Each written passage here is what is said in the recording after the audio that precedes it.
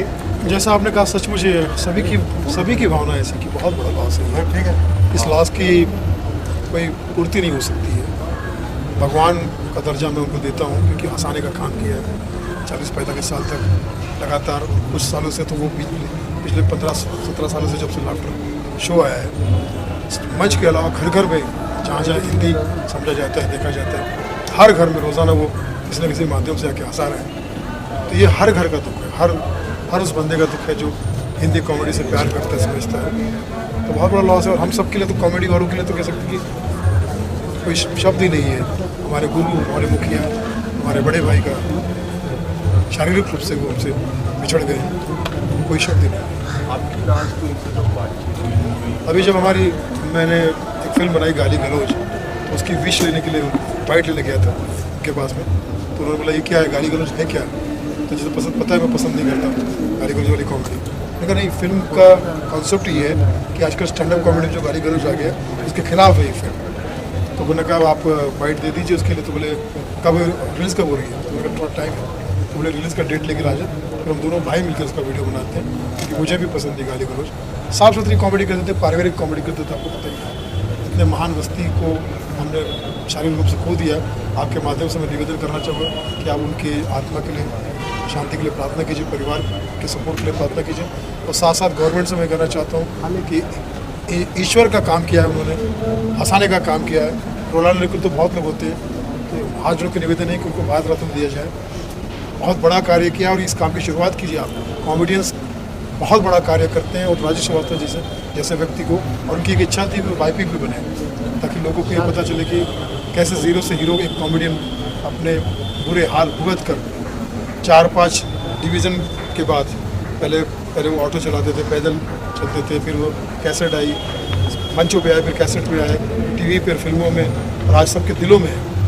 तो मुझे लगता है कि बड़े से बड़े अवार्ड और रिवॉर्ड उनके सामने वैसे तो कुछ नहीं है क्योंकि ईश्वर का काम किया, ईश्वर के काम का कोई तुलना नहीं हो सकती।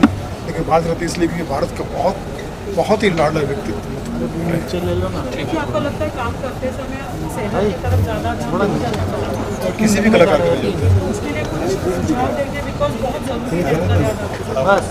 देखिए, क्या कलाकार की ज़िंदगी जो होती है, लोगों को तो बहुत चमक धमक लगती है, लेकिन वो समाज से और नियमों से बिल्कुल उल्टा चलता है।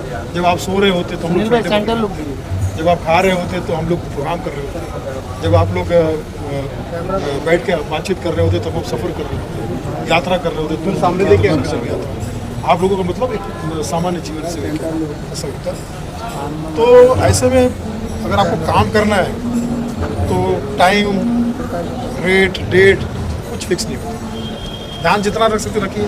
अच्छा सुनील जी, बहुत सारे राजू जी के बाद बहुत सारे स्टैंड अप कॉमेडियन जो हैं वो बनते गए, लेकिन जिस तरीके से स्टैंड अप कॉमेडी को एक नई पहचान दी, साथ ही साथ जिस तरीके से वो ग्रामीण भाग से जो खासा जो उनका जुड़ाव रहा, राजू जी के बाद आज तक जो ग्रामीण जो क्षेत्र है उस पॉपुलेशन से उनके जैसा कोई जुड़ नहीं सका है।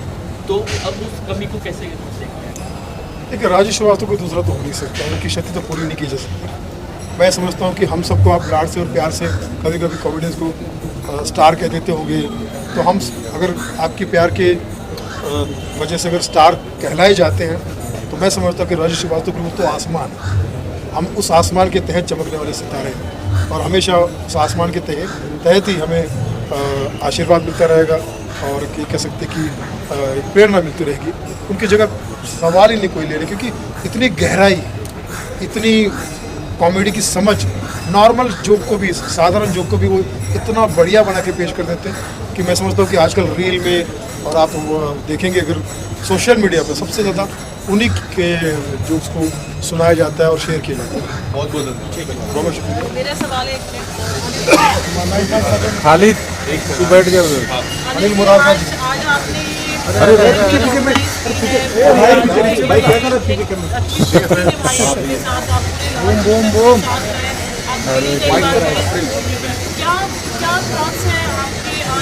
के ऐसे डालते हैं।